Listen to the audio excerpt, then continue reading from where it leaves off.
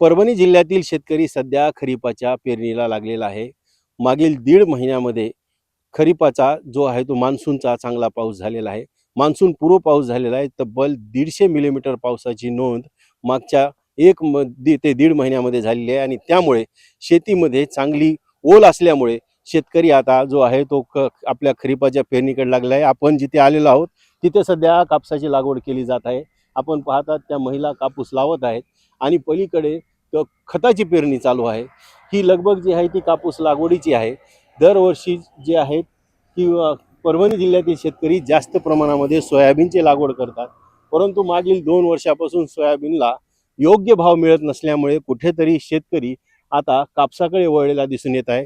त्याचबरोबर मागील वर्षी जे बियाणांचे भाव होते आणि खताचे भाव होते त्यामध्ये आता यावर्षी चांगली वाढ झालेली दिसून येत आहे, पण त्याच प्रमाणामध्ये जे शेतीमालाचे भाव आहेत ते वाढत नाहीत. कुठेतरी शेतकरी खंत व्यक्त करत आहेत की शेतीमालाला भाव मिळत नाही, परंतु खत आणि बियाणांचे भाव वाढत आहेत. आता सध्या देखील DAP खताचा तुटवडा जाणवत आहे. DAP खताची बॅग काळ्या बाजारामध्ये महागामध्ये विकली जात आहे आणि शेतकऱ्यांना ती घेण्यासाठी भाग पाडलं जात आहे. तर दुसरीकडे मात्र हमी भाव मिळत नसल्याने शेतकरी कुठेतरी नाराज आहे.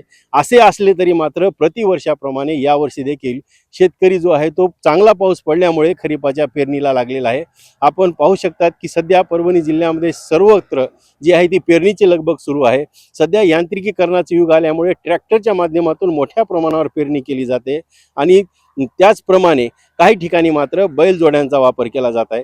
पण एकंदरीतच पाऊस चांगला पडल्यामुळे आणि योग्य वेळी पडल्यामुळे मात्र या वर्षीच्या पेरण्या जून महिन्यातच होत आहेत आणि कुठेतरी हे खरीपाच्या पिकाला जे आहे ते आल्हाददायक जे वातावरण निर्माण झालेलं आहे.